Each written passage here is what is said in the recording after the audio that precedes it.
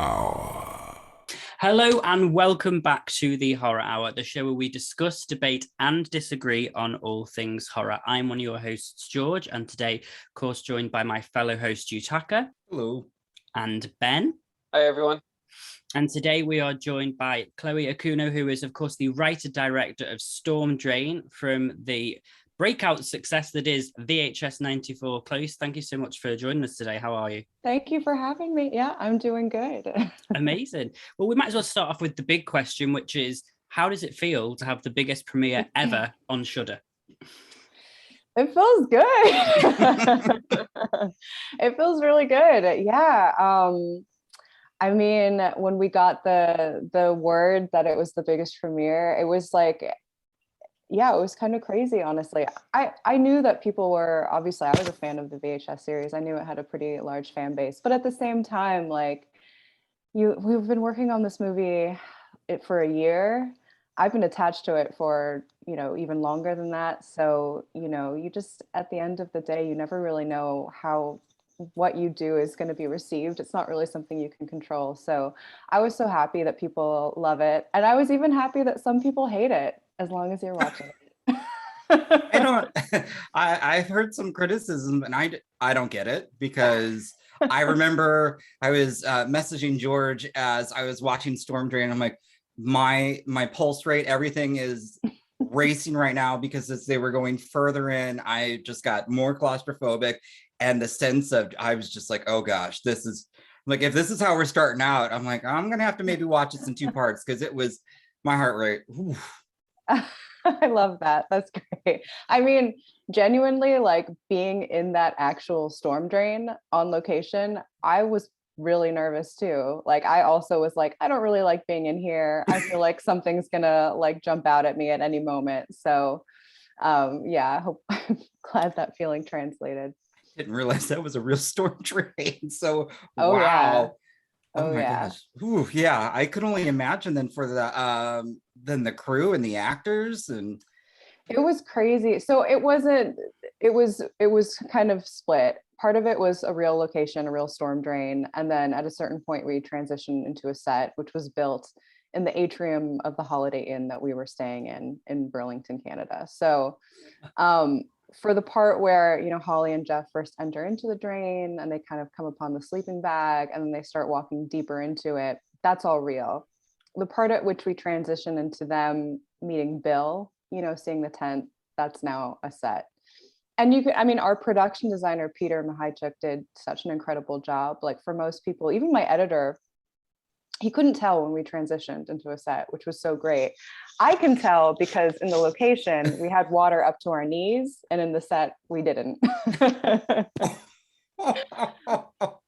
So that was the key difference for me. But yeah, our actors and the crew were like fucking brave as hell. They were braver than I was. I was expecting them to take one look at the place and just like turn around and walk away, call their agent, be like, get me out of this. What is this?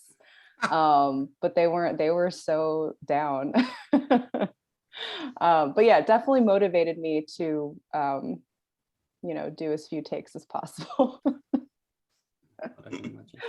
So yeah. Well, for me with the VHS series, what I love about it so much is how normal some of the horror can be. Like, just how some of it is, it's something that you see happening every day. Like in the first film, whether it's a couple going on a trip in Nevada, and it just takes the strangest, most terrifying turn you can imagine. That's what I love so much about these films. So how did your idea for Storm Drain, how did that come about?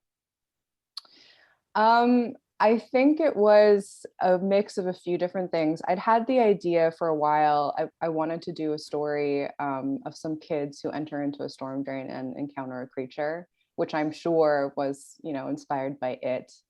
But I think the actual sort of structure and tone of Storm Drain was inspired by this YouTube video that sort of gained notoriety a few years back about this group of residents in Alabama who were convinced they were seeing a leprechaun. It's like a news story. Yeah, I know exactly what you're talking about. It like made the round. It's hysterical. It's real, apparently. And it's, yeah, this whole town was convinced that they were seeing a leprechaun. I remember the drawings. Yeah. Exactly. Oh It my was gosh. even more ridiculous than what we did in Storm Grade. So yeah, I thought that was so funny. And I just love the idea of like seeing this absurd news story with a truly childishly absurd drawing of something, but then actually at the end seeing the real creature. And even though you can sort of see how the drawing is connected to the creature itself is like 1,000 times more terrifying than what the drawing could communicate. Just a bit. I'll have to share that video to you guys because it's Okay. truly, it is one of the Yeah. funniest things. And I remember when that came, I was like, what? It's As a hysterical. leprechaun myself. Yes. You look just like the drawing. It's uncanny. Crazy.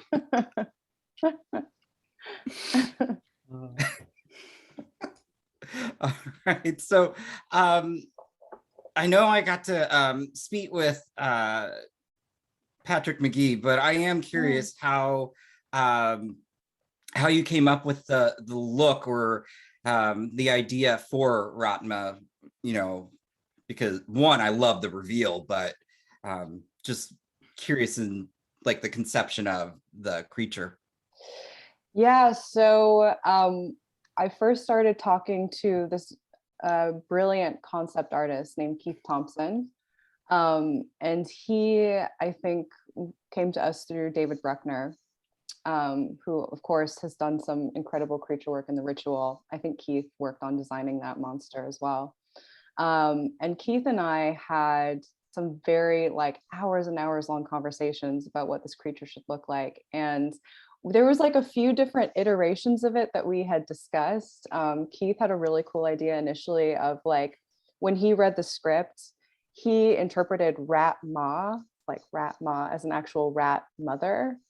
So it was more of this sort of like more of a large, almost like literal rat creature who was like a mother to this group of homeless cult members, and it would like let them suckle from its teeth.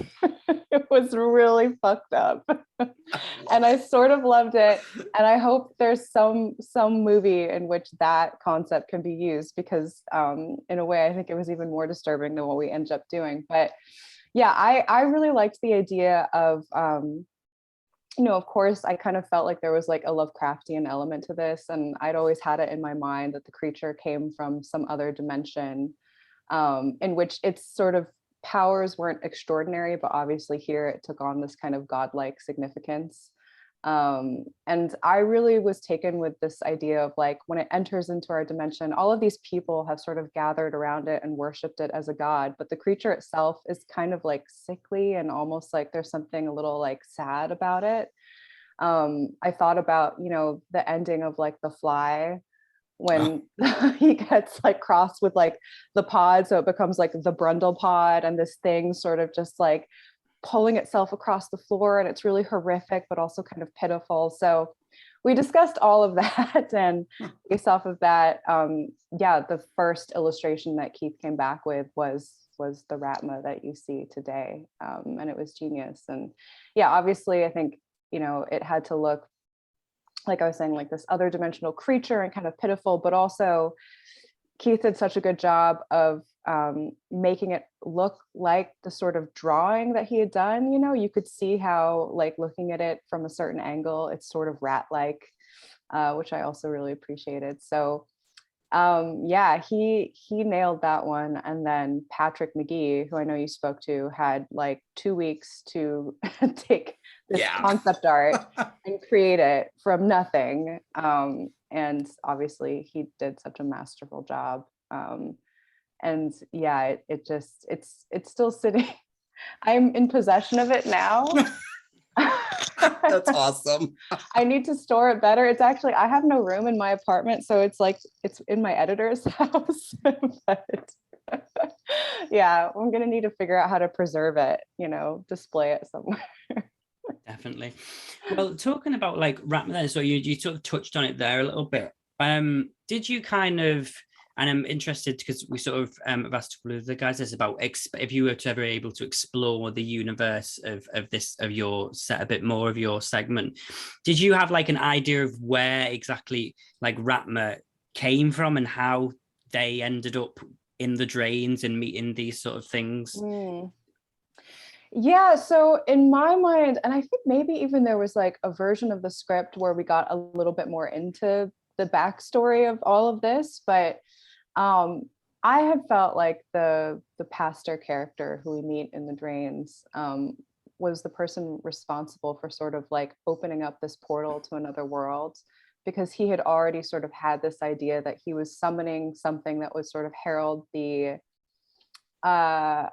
not the apocalypse exactly, but more like I'm so bad with religion, but that thing in like certain Christianity where, you know, essentially it's the end of the world and those who are worthy ascend to a higher plane and everyone else dies. There's a word for it. I'm totally blanking on it. Oh yeah, I know exactly what one you mean. Is it rapture? Well. Yes. Yes. Thank you. The rapture.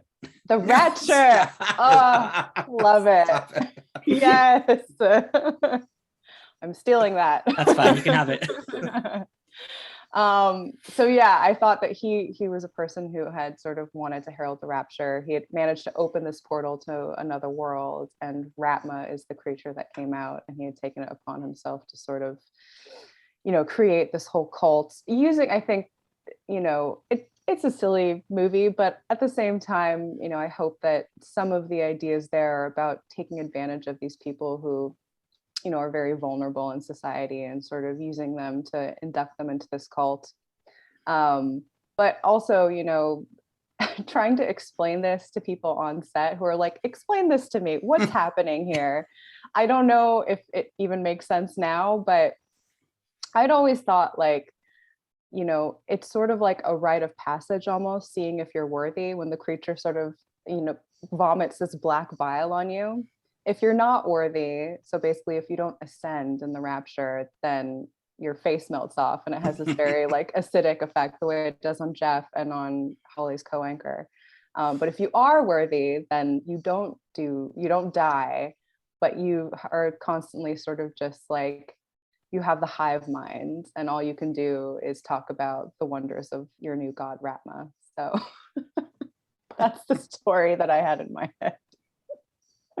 Love it. It's a great story. I mean, hail Raatma. Yes. I think we all. Well, hail Raatma. You mentioned filming before, and what we're just wondering is how, as a director, did you handle filming during COVID? Because that obviously must have been a very big obstacle for you and your crew. It was really intense. Yeah. So it was the first thing I filmed during the pandemic. And honestly, the first thing I'd filmed in a few years. I was quite nervous. I was one of those people who like wasn't leaving their house during all of this, but when VHS was filming, I was like, I can't miss out on this opportunity. I just have to do it. And suddenly I went from literally not leaving my apartment, not seeing anyone, to being on an airplane and then being around all these crew members, quarantining in a hotel room for 2 weeks. But I will say, like, it's shocking how soon you start to get used to things. So you kind of I was thrown into it. It was hard, especially because everyone, I think there's just an extra level of anxiety that happens when you're dealing with COVID. You know, you're getting tested all the time. We did a thing where we bubbled inside this hotel room, which actually made me feel quite a bit safer. So all the members of the crew were tested. We all stayed inside this one hotel while we were making the movie. So the idea was that there was no one who could kind of come in and bring the disease into our bubble. And I think we just managed to get away with it. But yeah, it was very difficult. It was getting those, honestly, for me, it's such a small thing, but like just getting those tests for the first time, the one where they stick it all the way up your nose. I think we had a particularly sadistic nurse in Canada or something, because I heard from every single crew member, it was the worst test they ever had. It was really, really uncomfortable. And I ended up getting like this insane nosebleed, which has never happened to me before. Like my nose was bleeding for like 20 minutes. I think they may have gone a bit too far. I think they went too far. I think they scratched something they didn't need to scratch. But yeah, after that, I was so traumatized by that experience. Immediately after filming VHS, I flew to Romania to shoot a feature. And on that feature, I like begged the producers. I was like, please let me have like the mouth swab COVID test, because I'm going to be a hollow shell of a human being if I have someone like sticking that up my nose every 3 days. And they were very kind and let me do that. So yeah, it was intense. It was really intense. But thank God we got through it. And I think everyone made it out without getting sick. Thank God. So we also got to speak with Jennifer Reeder, and I think one of my favorite things getting to see this year is there's been, now obviously female directors have been in horror, but especially I feel this year has been just an incredible year for female directors in the genre, and it makes me very happy. So I'm curious to know how it feels as well to just be part of that that conversation, because I think honestly some of the best has actually been by female directors, and it makes me happy to see that, because I don't think horror gets as recognized as much, and just curious as to your thoughts on that. Yeah, I mean, it's great. I feel like it's well, I would say it's overdue, and I'm so glad that now there are more female directors who are, you know, getting a chance to work in the genre and whose work is being recognized. But also, you know, I do feel like there weren't as many, but like I consider American Psycho to be a horror movie. It's one of my favorite horror movies of all time. Obviously, Mary Harron as a genius. And I think there have been those voices, you know, Mary Lambert in Pet Sematary, and Kat Shea in some of like really fantastic, is B movies. I don't mean it in a bad way, but just like kind of culty underground movies. So yeah, I mean, it's great now that there are more and more. And I know Jennifer and I, you know, we kind of talked about the fact that we are the first female directors in the VHS series. Thus far, it's only been men. And I think it's great that they were willing to sort of open it up. I mean, I think it's great, but I'm also like, yeah, of course, like you should have done that ages ago. About fucking time, guys. But yeah, no, I mean, I'm so happy. I feel like, you know, actually on this VHS, not even with me and Jennifer, but with all the segments, I think there was more of a focus on sort of female protagonists and just like generally telling stories centered more around women. And I think it gives VHS 94 a little bit of a different feeling. I love VHS 1 and VHS 2 and VHS Viral, but they yeah, it definitely has like a very strong sort of like male perspective behind and in front of the camera.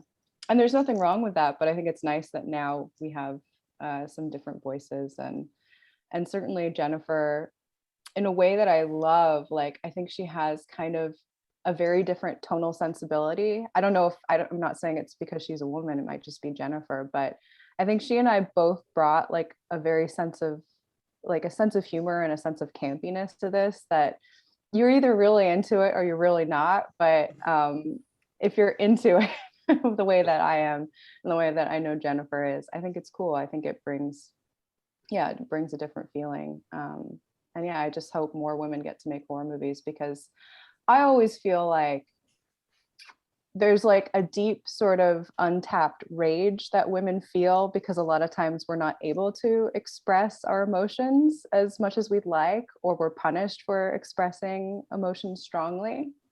So I think that actually lends itself quite well to horror. And I think women have a lot to say and a lot of feelings that we need to get out there.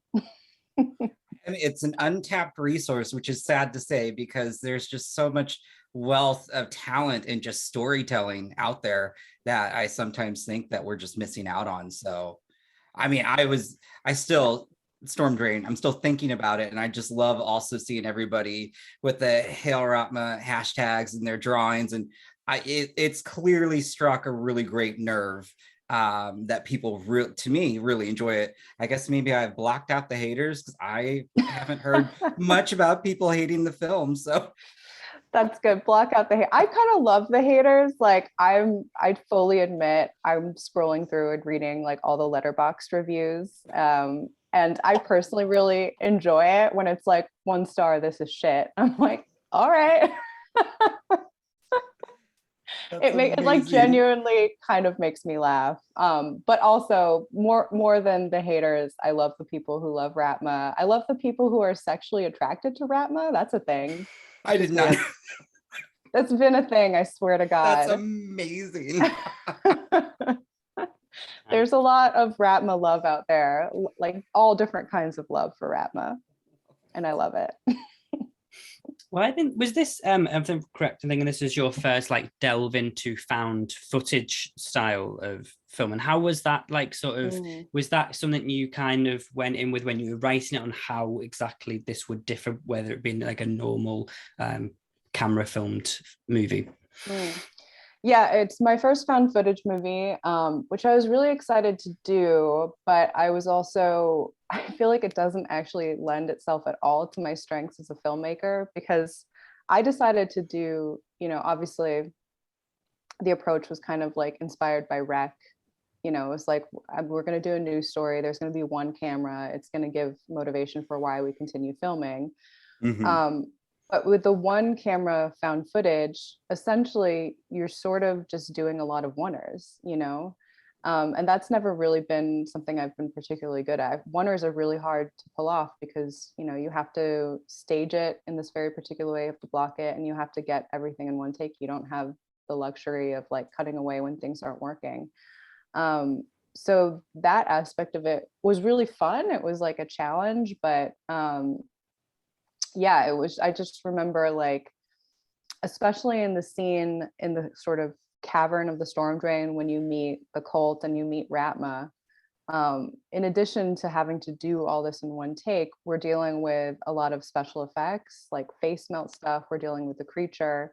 So you can't actually do it in one take because there's a lot of things you have to reset. So we spent like a whole half a day, me and my DP, Jared Rabb, just sort of like blocking out how we're going to do this, where the camera is going to be, and the points at which we can actually sort of disguise a cut. Most of the time that was a whip pan. Sometimes it was like going around a pillar. But yeah, it was almost like, I would say, like sort of rehearsing and staging a live play or something like that. It's like live theater in a way. And you're also just moving so fast. That was the thing that was so sort of shocking for me, like initially, because you don't have to really deal with lighting as much. You're just using natural lighting because you don't have as much setup. Like the first day of shooting, I'm used to having to move so quickly because I never have time. You know, like doing small films, like doing films without a lot of money, you're just struggling to make your day. So I'm used to like moving as fast as I possibly can. And at the end of our first day, I was like, oh, holy shit, I have like 2 more hours left. But that was great because then I could actually do the things that help sell the found footage a lot of times, which is just like improvise and like let your actors go off and do things that aren't scripted, which was also a very new experience for me. But both of our actors were so great and so talented. They really sold it. And I think some of my favorite moments are improv from them, from Christian Potenza and Anna Hopkins. So yeah, they were brilliant. Awesome. For me, found footage is often really looked down upon. And I think that's wrong because it provides some of the most intense experiences that you can have with a horror film. I recently watched The Blair Witch Project for the first time, really loved it, as well as the Creep movies, particularly Creep 2, which I watched just last night. Phenomenal. So I just want to ask you, is there any found footage film that you think is like particularly underlooked or like your favorite? Well, it's definitely not underlooked, but I'm with you. Like Blair Witch Project is definitely up there for me. I mean, it was so scary that like when it first came out, I think I was young. I was like 11 or 12, but I couldn't make it through it. Like it really genuinely disturbed me.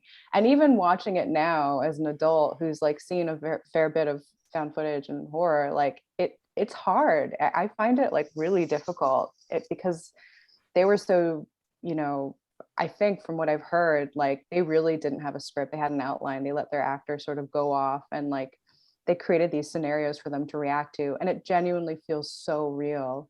And it's also not easy to do. Like getting that level of reality is really hard to orchestrate. Even if you just let your actors go off and do what they're going to do, a lot of times that gives you really bad results. So I think that movie is brilliant, and really special.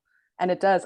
I'm with you. I feel like what's so great about found footage is that you do start with this very like mundane, normal sort of setup, and you're just following people in a way that feels like really real. And suddenly, like this cascade of crazy, horrible shit starts to unfold, and it just like hits you in a different way. So yeah, I love it. Yeah, Blair Witch. I think I mentioned Wreck is another one that I really love. I think that one I really admire the camera work they did. Like it's found footage, but it's very different. It feels like orchestrated in a way that's very clever, and really elegant, which is what we were striving for as Storm Train. I don't know if we did it, but yeah, I think those were the two that I really, really responded to most, especially as an influence for VHS. Also, VHS is great. Safe haven, amateur Yes. night. I have to admit, Blair Witch really sold it too, because that marketing campaign, I don't think you can ever do you know, because we didn't really have the internet. And so I just remember, oh my gosh, did this really happen? And that added to the sense of terror as I was watching that. Oh, completely. Yeah, back in the day when you could believe maybe this is an actual tape would have been wild. I can't imagine. Yeah. So I was curious too, because this is actually one of my favorite parts. One of my favorite scenes is back in the new studio, where his fate, that whole scene. Tell me about filming that. Oh man. Well, that's an interesting one. So I give a lot of credit to Brad Miska and David Bruckner for this, because when I first developed this, I think it just ended in the storm drain. And they were like, we feel like you need something more. We feel like we've seen this before. Like, just give us something a little bit more. So that's kind of where the new studio stuff happened. I actually wasn't consciously thinking about the howling when I wrote that, but in retrospect, I'm sure that must have been something that, like, you know, I was accidentally stealing. So yeah, I love the idea of her, you know, back saying her sort of new story, and then realizing that Raatma has overtaken her mind. And I love a good face melt, you know. I was actually like, the thing that I was trying to go for was like The Fly 2. There's like a really good face melt in The Fly 2. So me and well, we had a really brilliant special effects artist, makeup artist on set, who helped sort of operate Patrick's work on Raatma, and also helped do a face melt. And that one actually didn't end up working quite as well as we had hoped. So we ended up using Patrick to also do the face melt. And he did like this genius job where he like, I actually, at the time, it was something we had to reshoot. So I was in Romania. So I was like on Skype at like 4 a.m. while they like picked up this shot of the face melting. And obviously it was like brilliant, because Patrick's work is always like next level. But yeah, it was a lot of fun. It was the hardest thing to shoot by far. We thought it would take half a day. Like it took us all day long. And I think it was because, again, like getting like the throw up effect, you know, it never like hit him in the right spot. Our poor actor, Tim Campbell, was so brilliant and like such a trooper. And we just like put this guy through hell, like at every single point in our movie. But yeah, we had like this hose, and like it had to like nail him in the face, and it kept missing, and we had to do it over and over again. And eventually like we like composited 2 different things. So we like hit him in the face in one shot, and then in a different shot we had like the hose. Like it was a whole thing. And it was really hard, but I'm glad people are into it. The thing that's really funny is I feel like that's the most divisive part of the movie. Like either people are like, it's so stupid, I hate it, or they're like, it's so stupid, I love it. And I'm like, you're both right. It's really stupid. I thought it was so camp at that point, and I was for it. I was just like, oh my gosh, I wasn't expecting that. I really enjoyed it. And and then she just like turns to the camera. I'm like, oh, I love this. This is great. Well, Anna really sold that moment, and she's so funny. Like, she's I just think she's so genius. It wasn't an easy part because she has to play play the professionalism of a reporter, which is not easy to do. Like, a lot of actors can't like nail that. She has to have the sort of like horror movie moments of fear and horror and the pathos of like the things that are going on in her life. And she also has to be really funny. So she had to like balance all of these different tones. And yeah, she's so brilliant. Like, I don't think the movie would have worked without her, like, genuinely. No, it was She such sold like, it. yeah, she really did. It was like, and again, it like, I think it was such a like, it was so, I was so invested by the end of that story. Like, it was such a strong start for the rest of the film. Like, it really kept me. I remember because I think Yutaka had seen it just before me, and I was watching it, and I think I messaged him, and I was like, that ending of the first part was like, because I was like sat here and I was like, oh, we're really like doing like, because I kind of forgot from the previous VHSs like how like gruesome a lot of them can get. And so I just wasn't from seeing a lot of, you know, psychological horror films. That's like the big thing nowadays, where where it's always like, oh, where so to see like something like that really like just brings you back into like classic horror and kind of gives, and again, it plays into the fact that it is VHS 94, so it kind of gives you that sort of retro vibe. So I thought it was personally one of my, out of all of them, like favorites. It was like just such a good thing. And yeah, I would love, we were saying to the guys as well from the Terror about Shudder like doing mini series of each one, so I would definitely watch a Raatma mini series. Absolutely. Oh my gosh, I want to know more about on it. Again, it was you know, I loved VHS 94 just because it's been a while that a movie has put me on edge, and I loved just the different the ups and downs just of emotion or fear. And so yeah, and Storm Drain had it all. That's why I'm just like, this is what I'm starting with. It's like, you guys are gonna kill me by the end of this. Thank you, guys. I'm so glad you liked it. Yeah, it was it's real goofy, but I love that our movie, like, we actually had so funny. Some people think it looks more low budget than previous ones. We had more of a budget on this movie than previous VHS movies, and I think it allowed us to do some really amazing practical effects, which you don't always get to see. And it's so nice too, because that's the beauty about like an anthology. In like a normal healthy movie, it would be leading up to one of these moments, but since you get like 4 segments or 5 segments in this one, you just get something really like out there and horrific every 20 minutes, which is nice. Yeah, it's a lot, but I love it. And I loved getting to do like the face melt and the creature. I was just in heaven. I'd done the feature I did after, which I also really love, but it's a very sort of like restrained psychological thriller. So this was like, I don't know, just getting to play and like getting to do all the things that like I fell in love with horror on, you know, when I was a kid, especially. So yeah. That's really good. Well, touching on that then, so what's in the pipeline for you then? I mean, biggest premiere on Shudder. What's next for Chloe? Well, I love that there's a desire to see more Raatma. If there was an opportunity to do that, that would be awesome. Yeah, I'm in post-production on my first feature, which is called Watcher.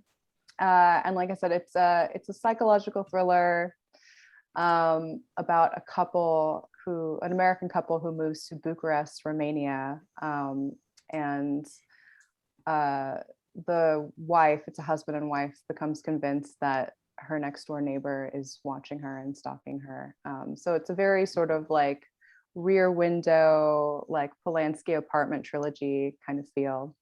And that one, I'm not sure when it's coming out, but when it does, you should definitely check it out. It stars Micah Monroe, who's incredible, and the great Bern Gorman. So love Bern Gorman.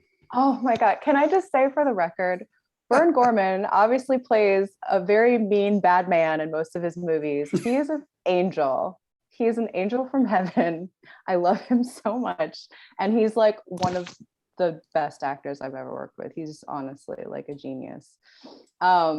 So that's coming out, and yeah, I don't know, working on a few different things, but hopefully we'll get some kind of Raatma story at some point, a continuation. I just hope Shudder releases a Blu-ray. I would love to see behind the scenes, if there were any deleted scenes, or like you said, just improvise more. I want to own like a physical copy, because that's how much I adored this film, and I hope Shudder does that. Oh, thank you. Yeah, I hope so. That'd be great. I don't know if they will, but I would love a Blu-ray, a VHS. All these things would be cool. Yeah. I've got our VHS because we got sent one from Yes. Shudder, and they sent like let me grab it dead quick. Is it the candy thing? Yeah. Oh, that's so cool. For those of you who are watching on YouTube, you'll be able to see this because not everyone got it. But yeah, so it's like the VHS. It's really cool. And there's Raatma just awesome. There. Well, you there he is. There he is. Oh man, my God. That took me back to when I used to work in a video store way back when I was younger, and used to be my favorite thing, going up and down the aisles, just looking at all the different covers. And when that came in, I'm like, and I remember Old had just came out. I go, there's an old Asian man on this. Is this for me? I was like, I feel like this is for me. That's amazing. Yeah, I like saw that they were releasing that, and I was like, God, I should have asked them to send me one. I love it so much. It's so good. Yeah, I hope they do a physical release. That would be freaking great. I hope they let us do like a director's commentary. If you've ever heard Simon Barrett speak, Simon is genius. He's really funny, and he's like very he's dark, and I love it. He would be a good person to hear talk about this movie. I was bummed we got to interview him, and it was for Seance, which I enjoyed, but we didn't get to really delve too much into VHS94. But I was happy that I was like, I don't know how many people are going to get the reference in terms of who's watching this, but I live in the Midwest, and I know he's from Columbia, Missouri. Once I heard those sirens, like the pit of my stomach, I was like, oh, this is not gonna happen. This is not good, because as soon as I hear, I'm like, I gotta get to the basement. I know exactly what you're absolutely not. And just hearing him, like, people didn't know what a tornado siren is out here. I go, oh yeah, that's true, but I hear it every first of every month. They test it. Funny. But yeah, it's that part too. I was like, you guys, I can't. His segment is so great. I love it. And the sound design on it is like next level. Yeah, when those sirens come in, it just like builds to this sort of climax in a way that like you couldn't do without that sound design. It's really, really amazing. Yeah. It really was. Well, I'll let Ben finish off. We've got one last question because I always have to ask this question. So I'll let Ben ask it. I will ask this question. Sorry, I have to keep muting, by the way, because my sisters are here. They're trying to come into my room. That's why I have to keep looking and saying, like, I'm busy, I'm sorry. I love it. But, Chloe, this is a tradition here on the Horror Hour. We must ask everyone that we have on this very important question, and that is, what's your favorite scary movie? Oh, I go back and forth. There are times when I would say it's the original Texas Chainsaw Massacre, but I also feel, and today I'm feeling, maybe it's because I have my poster right next to me that you can't see, but I think it might be Alien, honestly. I think it might be Alien. That is my all-time. That's the very first horror film I ever saw. I was 6 years old. Should I have been watching it? No. But I remember that day exactly. Like, I was in the living room, lights were off, I was watching on TV, parents in the kitchen cooking chili and rice. No, Alien is my all-time favorite. So that's amazing. Oh my God. I love that. Yutaka, I feel like there's like, you're Japanese, I'm Japanese. Yep. We both love Alien. There's like a real thing happening here. I think I saw you like drag. The fact that you guys have the Venn diagram of horror and drag, amazing. Yes, absolutely. I'm getting to interview La Zavaleta later today from Dragula because Cool. that is my two favorite things, dragon horror. I'm just like, that's amazing. So I love that. I mean, honestly, same, hard same. We cover it all here. Yeah, that's right. Amazing. Well, that about wraps it up for today's episode. Chloe, once again, thank you so much for joining us. We had such a great time. And of course, for those of you who haven't already, go and check out VHS94, which is now streaming, of course, on Shudder, and make sure to keep an eye out for Chloe's future work, because I know that we will be. And don't forget, of course, to like, share, and subscribe to the podcast so you never miss an episode. And yeah, we will see you all guys next time. Bye for now. You have been listening to the Horror Hour. See you next time.